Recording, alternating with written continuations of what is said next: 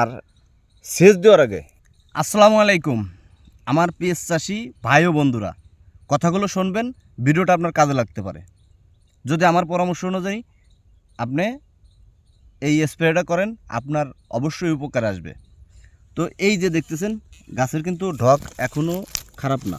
এই যে দেখতেছেন গাছের ঢক কিন্তু আল্লাহর রহমতে খারাপ না।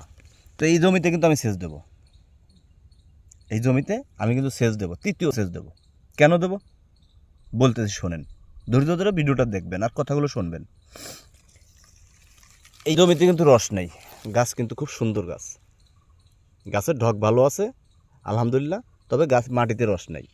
যখনই মাটিতে রস নেই পেঁয়াজটা দ্রুত নামে যাবে, গাছ কিন্তু মোটা হবে না।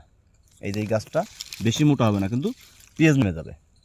আর যখনই পেঁয়াজ নেমে যাবে ফলন ভালো হবে না।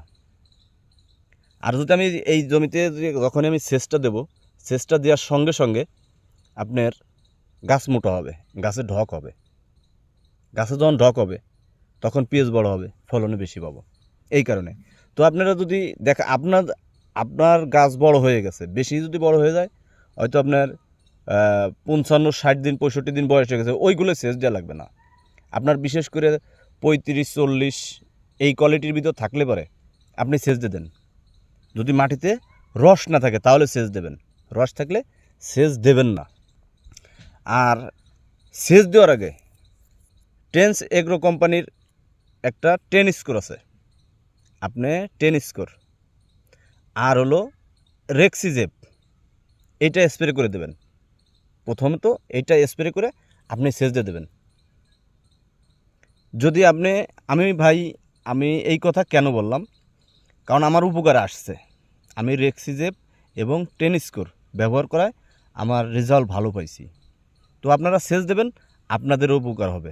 স্প্রেটা করে দেখেন, আপনার একটা হয়তো আধা পাখিতে আপনি এই কীটনাশকটা স্প্রে করে দেখেন, আপনার উপকার আসবে। আর মাটিতে বিশেষ করে আবারও বললাম, যদি মাটিতে রস থাকে তাহলে সেচ দেবেন না। আর যদি রস না থাকে, না থাকে, তাহলে সেচ দিয়ে দেন। আপনার গাছও মোটা হবে, ইনশাল্লাহ ফলনও ভালো হবে। কারণ এই বছর আমরা প্রতি বছরে 2টা করে সেচ দিই, এই বছরে 3টা সেচ দেওয়া লাগতেছে। কারণ এই বছরে 3টা সেচ দেওয়া লাগতেছে, কারণ মাটিতে রস কম, জো একেবারেই কম। এই যে কোপ দিয়ে দিচ্ছি, গাছের কোয়ালিটি ভালো আছে, কিন্তু আপনার রস নাই। তবে গাছ কিন্তু এইভাবে থাকলে বড় হবে না, মোটা হবে না, ঢকও হবে না। এইভাবে থাকলে পেঁয়াজ কিন্তু দ্রুত নেমে যাবে। এই জন্য আমরা সেচটা দিতেছি।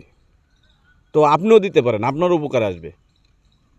অবশ্যই আমি বললাম দিয়ে দেখেন, আমি উপকার আসবে।